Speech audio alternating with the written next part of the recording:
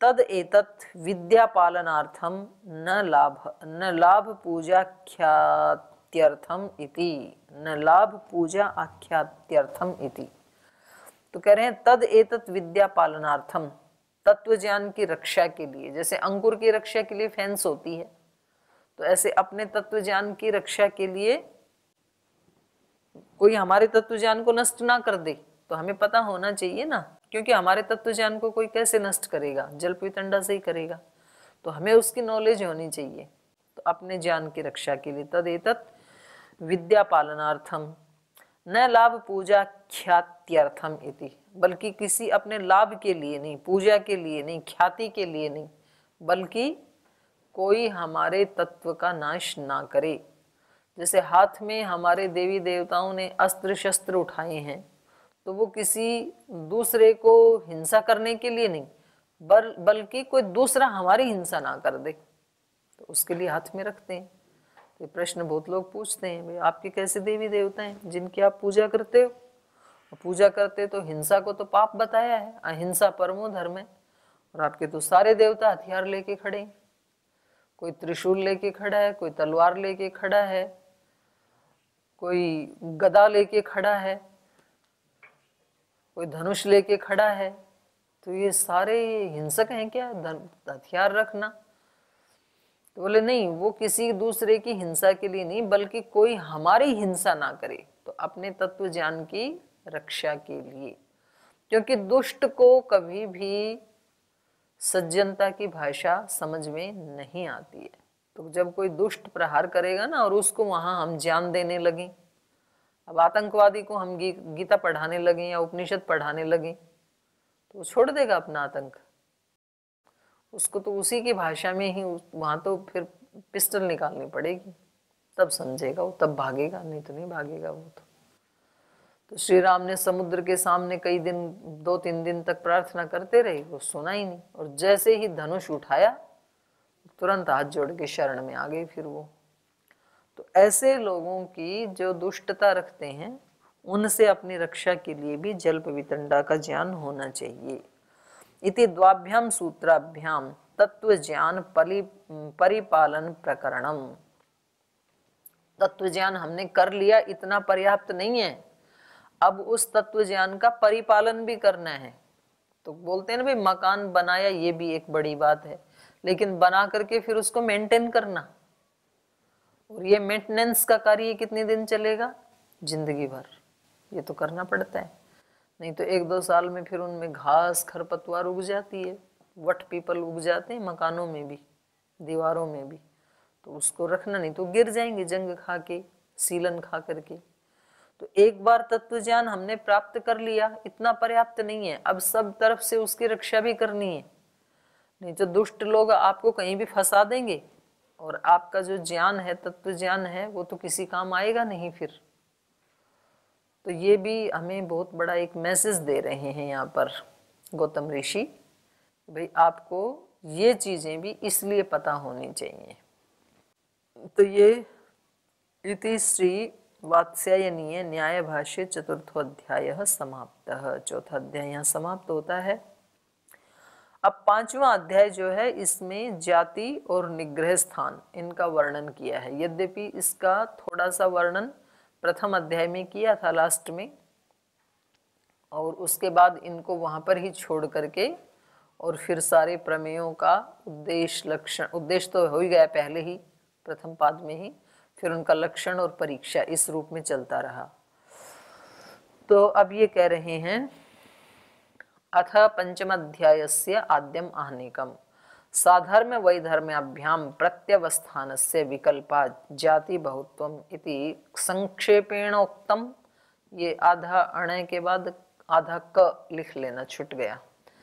संक्षेपेण उक्तम तद विस्तरेण विभज्यते, बोले हमने थोड़ा सा तो बताया था वहां पर, साधर्म वैधर्म्याभ्याम प्रत्यवस्थानस्य विकल्पात् जाति बहुत्वम, तो ये तो पहले बताया था कि साधर्म और वैधर्म से जहाँ प्रत्यावस्थान किया जाता है, जहाँ खंडन किया जाता है, तो वो कितने प्रकार से किया जाता है? तो बोले वो तो विकल्प से जाति बहुत्वम, बहुत प्रकार का है, उसके बहुत विकल्प हैं। कोई व्यक्ति किसी के मत का कितनी प्रकार से खंडन कर सकता है? अनंत प्रकार से कर सकता है, जितने व्यक्ति उतने प्रकार।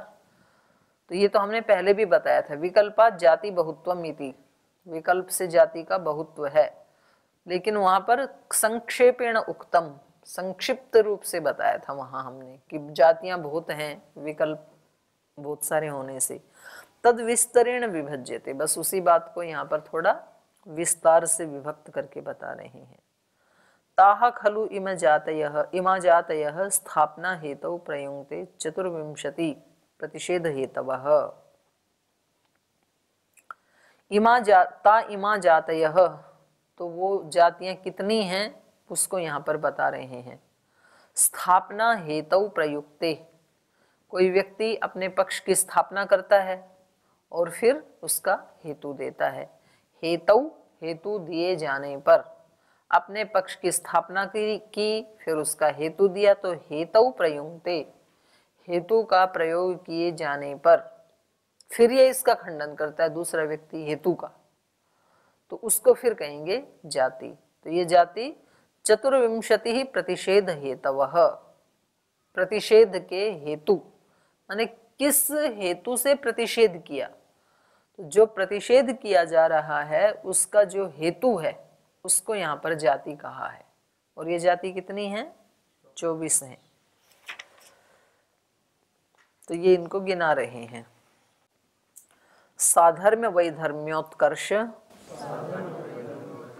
अपकर्ष, वर्ण्यावर्ण्य, विकल्प, साध्य, प्राप्त्या प्राप्ति, प्रसंग, प्रतिदृष्टांत, अनुत्पत्ति, संशय, प्रकरण, अहेत्वर्थ, अहेतु, अर्थ प्रतिपत्ति, विशेष, उपपत्ति, उपलब्धि, अनुपलब्धि, नित्यानित्य, कार्य समाह। तो ये 24 जातियां हो गई। साधर्म, ये समा शब्द जो है ना ये सब के साथ जुड़ा हुआ है।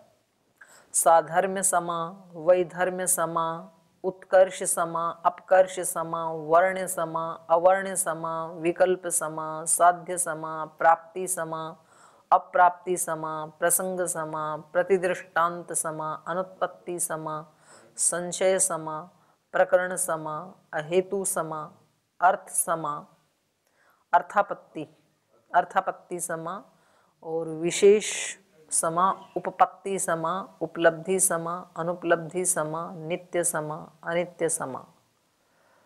तो ये कार्य समा, ये 24 जातियां हैं। तो ये यहाँ पर इनका नामकरण कर दिया। वहाँ तो ऐसे बताया था कि जातियां बहुत हैं, जहाँ पर साधर्म और वैधर्म से खंडन किया जाता है हेतु का, तो उसको जाति कहते हैं, ये बताया था प्रथम अध्याय में। अब उनका थोड़ा विस्तार कर दिया कि ये 24 होती हैं। आगे कह रहे हैं साधर्मेण प्रत्यवस्थानम अविशिष्यमाणम स्थापना हेतुतः साधर्म्य समः। तो पहले जो जाति है साधर्म्य समय, उसकी यहाँ पर परिभाषा दे रहे हैं। किसको साधर्म्य समय कह रहे हैं? साधर्मेण प्रत्यवस्थानम, साधर्म्य को लेकर के जब खंडन किया जाता है, साधर्मेण प्रत्यवस्थानम अविशिष्यमाणम, कोई उसमें विशेषता नहीं होती है खंडन करने में।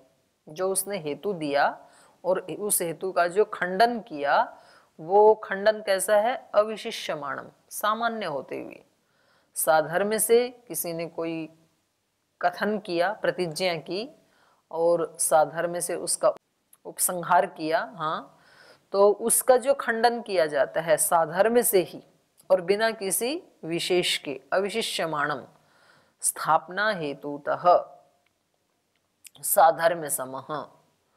तो स्थापना का जो हेतु है उसका साधर्म्य से जो खंडन किया जा रहा है, उदाहरण भी साधर्म्य से दिया था, हेतु भी साधर्म्य से दिया था किसी व्यक्ति ने, और उसका खंडन भी साधर्म्य से ही किया जा रहा है, बिना किसी विशेषता के, सामान्य रूप से। तो उसको साधर्म्य सम जाति कहेंगे। अविशेषम तत्र तत्र उदाहरिष्यामः। तो सामान्य रूप से उसका जहाँ जहाँ आगे आएंगे साधर्म से खंडन, साधर्म सम जो जाति आएगी वहाँ वहाँ उसका सामान्य रूप से आगे निर्वचन करेंगे। एवं वैधर्म्य सम प्रभृतयो अपि निर्वक्तव्या। और ऐसे ही वैधर्म्य से किसी ने अपने मत का उपसंहार किया और उसके हेतु दिए जाने पर दूसरा व्यक्ति वैधर्म्य से ही खंडन कर रहा है और बिना किसी विशेष के अविशिष्यमाणम, तो उसको कहेंगे वैधर्म्य समा। तो वैधर्म्य समा प्रभृतय अपि, वैधर्म्य समा जो जातियां हैं उनका भी आगे निर्वक्तव्य, उनका भी निर्वचन करेंगे।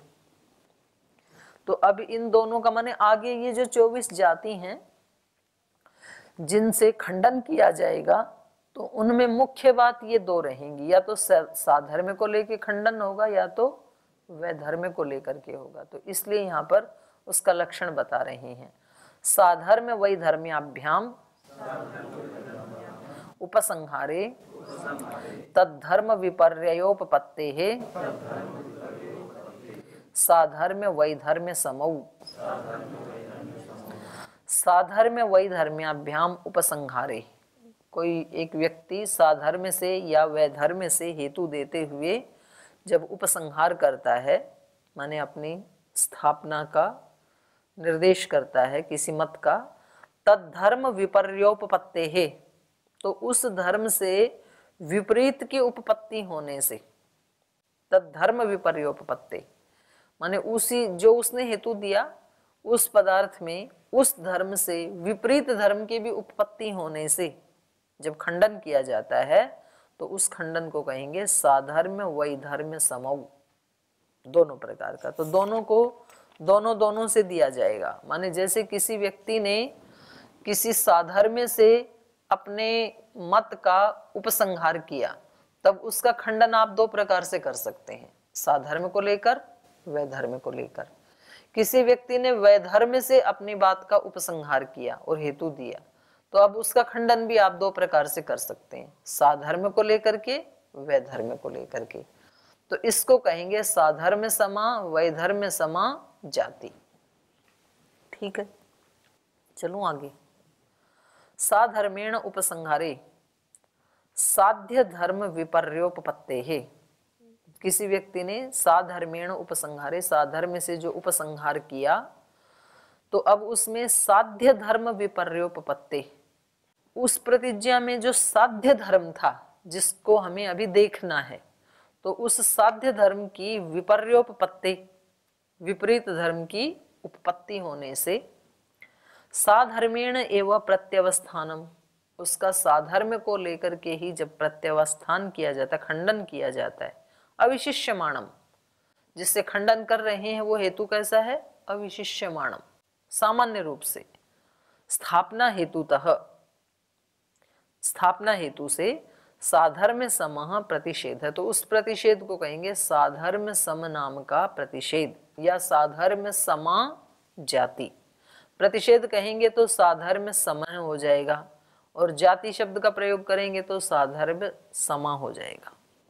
इसका उदाहरण दे रहे हैं, उससे अच्छे से समझ में आएगा। निदर्शनम क्रियावान आत्मा, जैसे किसी ने कहा कि आत्मा क्या है, क्रियावान है। हेतु दे रहे हैं द्रव्यस्य क्रिया हेतु गुण योगात, इसका हेतु क्या है, द्रव्यस्य क्रिया हेतु गुण योगात, जो द्रव्य होता है उसमें क्रिया के हेतु गुण का अवस्थित होने से। क्रिया के हेतु गुण कौन से हैं, अभी तो बताया था मैंने कल परसों, हाँ, संयोग विभाग, उसी से तो क्रिया होती है ना। कोई चीज यहाँ से चल के या तो कहीं जाके उसका संयोग होगा, और जहां से चली है वहां से वियोग होगा। तो जहां जहीं क्रिया हो रही है तो उसका हेतु गुण क्या है, संयोग विभाग। हाँ, वेग आएगा यहाँ पर, लेकिन दो को ही ले रहे हैं ना, मुख्य रूप से हेतु जो है ना ये दो ही माने जाएंगे, संयोग और विभाग। तो कह रहे हैं यहाँ पर आत्मा क्या है, क्रियावान। क्यों, आत्मा एक द्रव्य है और आत्मा यहाँ से इसका वियोग होता है इस शरीर से, और आगे जाकर के किसी में संयोग होता है। तो ये इन्होंने हेतु दिया। क्रियावान आत्मा द्रव्यस्य क्रिया हेतु गुण योगात, क्योंकि किसी भी द्रव्य में जो क्रिया का हेतु गुण है उसका योग होने से, तो ऐसे ही आत्मा भी एक द्रव्य है और उसमें क्रिया के हेतु गुण का योग होने से, संयोग वियोग होने से। अब ये कह रहे हैं द्रव्यम लोष्टः, बोले द्रव्य तो लोष्ट भी है और उसमें क्या है, क्रिया हेतु गुण युक्त, क्रियावान, उसमें क्रिया के हेतु गुण का भी उपस्थिति है, क्योंकि उसी से तो ये लोष्ट क्या है, क्रियावान। लोष्ट भी तो लुढ़कता हुआ इधर से इधर जाता है ना, तो उसमें भी क्रिया हेतु गुण से युक्तता है। तथा च आत्मा, और वैसा ही आत्मा है। तस्मात् क्रियावान इति, इसलिए आत्मा क्या है, क्रियावान है। तो ये इसने उपसंहार कर दिया। पहले इन्होंने प्रतिज्ञा की क्रियावान आत्मा, फिर उसका हेतु दिया द्रव्यस्य क्रिया हेतु गुणयोगात, फिर उसका उदाहरण दिया लोष्टः, और फिर ये उपसंहार कर दिया कि द्रव्यम लोष्टः क्रिया हेतु गुण युक्त क्रियावान तथा च आत्मा क्रियावान इति। तो ये हो गया ना उपसंहार। एवं उपसंहृते, तो ऐसा उपसंहार किए जाने पर, परह जो दूसरा व्यक्ति है वो साधर्मेण एवं प्रत्यवतिष्ठते, साधर्म से ही इसका खंडन कर रहा है। वो क्या कह रहा है, निष्क्रिय आत्मा, आत्मा तो निष्क्रिय है, और हेतु क्या है उसका, विभुनो द्रव्यस्य निष्क्रियत्वात्, जो विभु द्रव्य होते हैं वो तो निष्क्रिय होते हैं। और उदाहरण क्या दिया, विभु च आकाश, जैसे कि आकाश, आकाश विभु द्रव्य है और निष्क्रियम च, निष्क्रिय भी है। तथा च आत्मा, और आत्मा भी वैसा ही, आत्मा क्या है, विभु है, और वो विभु जो है वो तो पहले ही सब जगह पहुंचा हुआ है ना, तो अब वो क्या गति करे, तो उसमें तो क्रिया होती नहीं है। जैसे आकाश में गति नहीं है ना, क्यों, क्योंकि आकाश तो पहले ही हर जगह विद्यमान है, तो उसमें गति नहीं हो सकती। तो ऐसा ही आत्मा है। तो यहाँ पर भाष्यकार आत्मा को क्या मान रहे हैं, विभु परिमाण वाला मान रहे हैं। तो विभु च आकाश निष्क्रियम तथा च आत्मा तस्मान निष्क्रिय इति। तो यहाँ इन्होंने खंडन कर दिया ना उसका, क्रियावान आत्मा का खंडन कर दिया। किससे खंडन किया, साधर्म से ही खंडन किया इन्होंने। और ये हेतु कैसा है, सामान्य हेतु है, माने पहले वाले का जो हेतु था उसको खंडित करने के लिए इन्होंने कोई विशेष हेतु नहीं दिया, बल्कि अपना एक अलग से पक्ष कह दिया। और वो पक्ष भी कैसे दिखाया इन्होंने, साधर्म से। साधर्म से कैसे, आकाश के साथ साधर्मता दिखा दी आत्मा की। और उन्होंने किसके साथ साधर्मता दिखाई थी, लोष्ट के साथ। तो उन्होंने अणु परिमाण मान करके लोष्ट के साथ साधर्मता दिखाई, इन्होंने आकाश की तरह विभु मान करके आकाश के साथ साधर्मता दिखा दी। तो साधर्म से उपसंहार किए हुए का साधर्म से ही खंडन कर दिया। लेकिन ये खंडन हुआ थोड़ी, दोनों ने अपनी अपनी बात कह दी, तो खंडन कहाँ हुआ। तो इसलिए इसको क्या कहेंगे, इन्होंने जो हेतु दिया उसका खंडन करने के लिए, तो उसका खंडन तो हुआ ही नहीं, आपने तो अपनी बात कह दी। तो ये तो ऐसा ही हुआ ना भाई, मैं तो इसको गाय को गाय कहता हूं, क्यों, बोलिए गाय है इसलिए कह रहा हूं। और दूसरे ने कहा मैं तो इसको गाय नहीं मानता हूं, बोले क्यों, बोलिए क्योंकि ये गाय नहीं है। तो दूसरे का खंडन हुआ क्या, इसमें खंडन नहीं हुआ, इसमें अपना अपना मत कह दिया दोनों ने। खंडन तो तब होता ना जब उसके हेतु के ऊपर, उसके हेतु पे चोट करता, उसके हेतु को दुष्ट ठहराता और कोई साधु हेतु देता। तो इसको अपन पहले पढ़ के आए हैं ना, हेत्वाभास 6। तो ये एक तरह से ये जो है साध्य सम नाम की जाति है, या साध्य सम नाम का हेत्वाभास है, या साध्य सम नाम का प्रतिषेध है। अब इसको वैधर्म से भी खंडित करेंगे।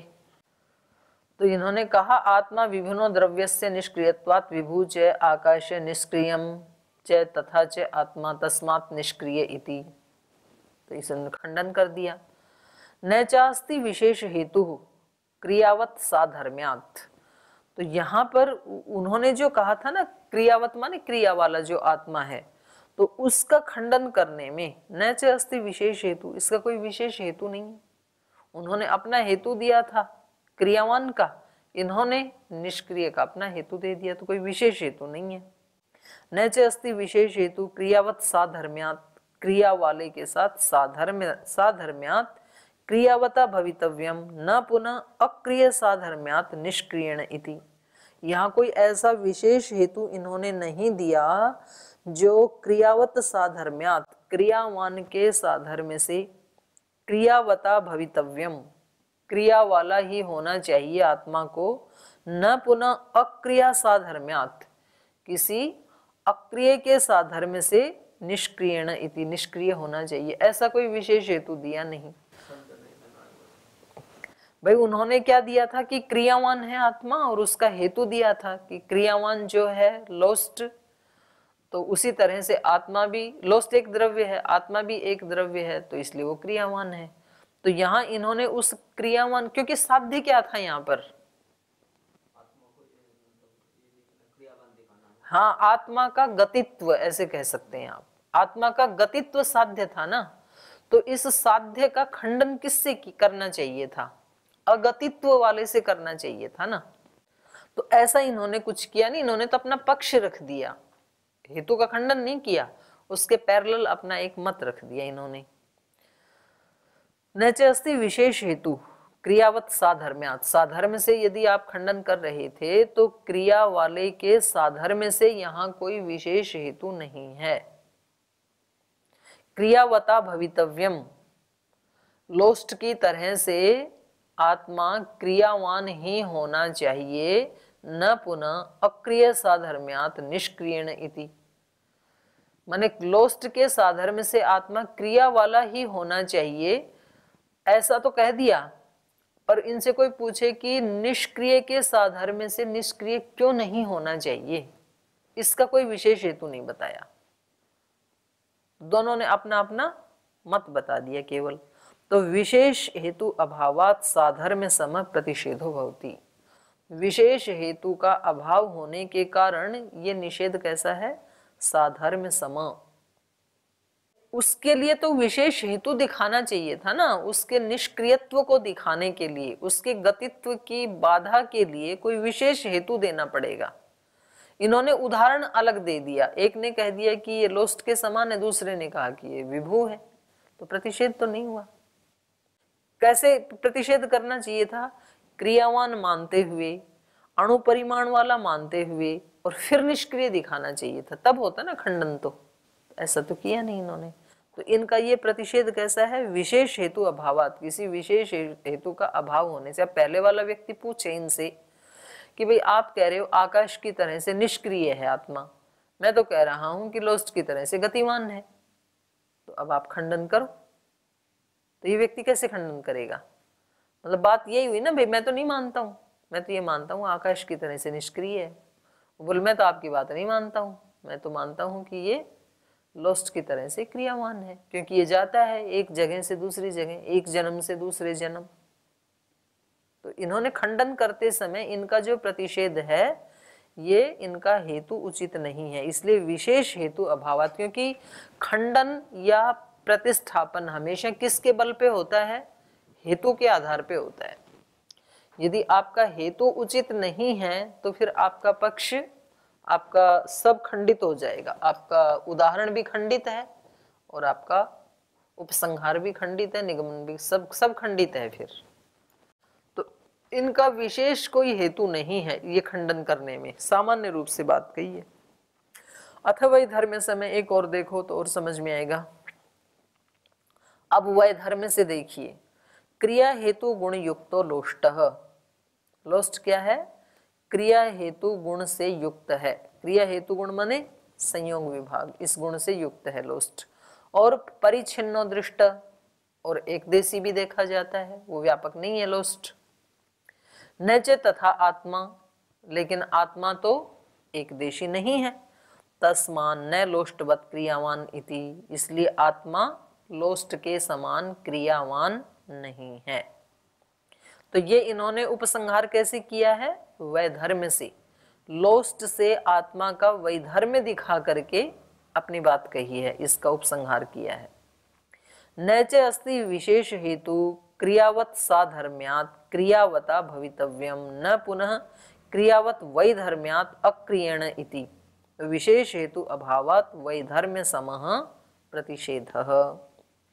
तो कह रहे हैं यहाँ पर भी नैचे अस्ति विशेष हेतु, कोई ऐसा विशेष हेतु इनके पास नहीं है खंडन करने वाले के पास, जो कि क्रियावत साधर्म्यात्, क्रियावान के साधर्म्य से क्रियावता भवितव्यम, क्रिया वाला ही आत्मा होना चाहिए, न पुनः क्रियावत वैधर्म्यात्, क्रियावान के वैधर्म्य से, अक्रियेण इति, बिना गति वाला बिना क्रिया वाला आत्मा हो, इसमें कोई विशेष हेतु है नहीं इनके पास।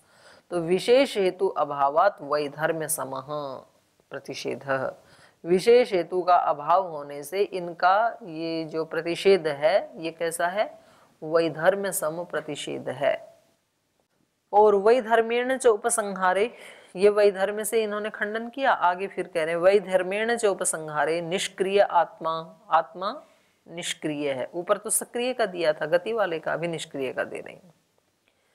निष्क्रिय आत्मा, हेतु क्या है? विभुत्वात्, आत्मा निष्क्रिय है और हेतु है क्योंकि वो विभु है। क्रियावत द्रव्यम अविभू दृष्टम, जो क्रिया वाले द्रव्य हैं वो अविभू देखे जाते हैं। यथा लोष्ट नच तथा आत्मा, लेकिन आत्मा तो ऐसा नहीं है। तस्मात् निष्क्रिय इति, जब लोष्ट जैसा नहीं है आत्मा, तो लोष्ट तो क्रिया वाला है, तो आत्मा क्या होगी? निष्क्रिय। अब इसका वैधर्मेण प्रत्यवस्थानम, वैधर्म्य से इसका खंडन कर रहे हैं।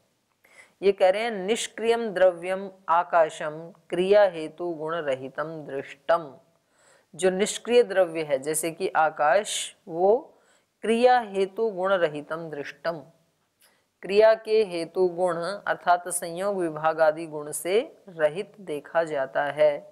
न तथा आत्मा, आत्मा तो ऐसा नहीं है, आत्मा का तो उपयोग भी होता है, संयोग भी होता है। तस्मान न निष्क्रिय, तो इसलिए आत्मा निष्क्रिय नहीं है। तो ये वैधर्म से कह दिया। न च अस्ति विशेष हेतु क्रियावत वैधर्म्यात् निष्क्रियण भवितव्यम न पुनः अक्रिया वैधर्म्यात् क्रियावत इति। तो आपके पास यहाँ कोई विशेष हेतु है कि क्रियावत के वैधर्म्य से निष्क्रिय होना चाहिए, ये आत्मा निष्क्रिय ही होना चाहिए, न कि अक्रिय के वैधर्म्य से क्रियावान होना चाहिए। आप अपनी ही बात क्यों मानते हैं, हमारी नहीं मानते? इसमें कोई विशेष हेतु है आपके पास? विशेष हेतु अभावात वैधर्म्य समः, तो विशेष हेतु का अभाव होने से ये जो आपका कथन है या प्रतिषेध है वो वैधर्म्य सम नाम का प्रतिषेध है। अतः साधर्म्य समः क्रियावान लोष्टः क्रिया हेतु गुण युक्तो दृष्टः तथा च आत्मा तस्मात् क्रियावान इति। अब कह रहे हैं साधर्म्य सम से इसका उपसंहार कर रहे हैं। क्रियावान लोष्ट है, लोष्ट क्रियावान है। क्यों? क्रिया हेतु गुण युक्त दृष्ट, क्रिया के हेतु गुण से युक्त देखा जाता है। तथा च आत्मा, आत्मा भी वैसा ही है, उसमें भी क्रिया हेतु गुण है, संयोग विभाग रूपी गुण है। तस्मात् क्रियावान इति, इसलिए आत्मा क्रियावान है। न च अस्ति विशेष हेतु, आपके पास कोई विशेष हेतु नहीं है कि क्रियावत वैधर्म्यात् निष्क्रिय न पुनः क्रियावत साधर्म्यात् क्रियावान इति।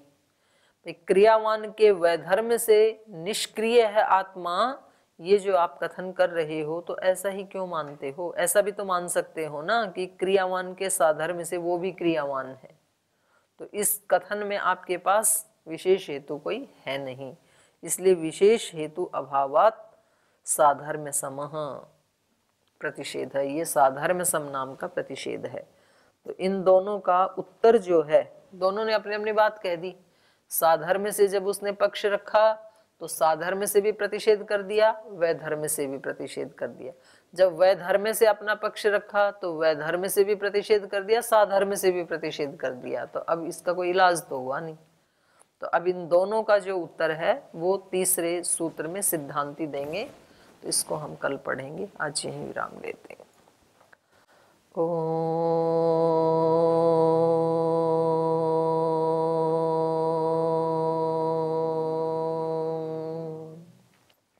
शांति शांति शांति।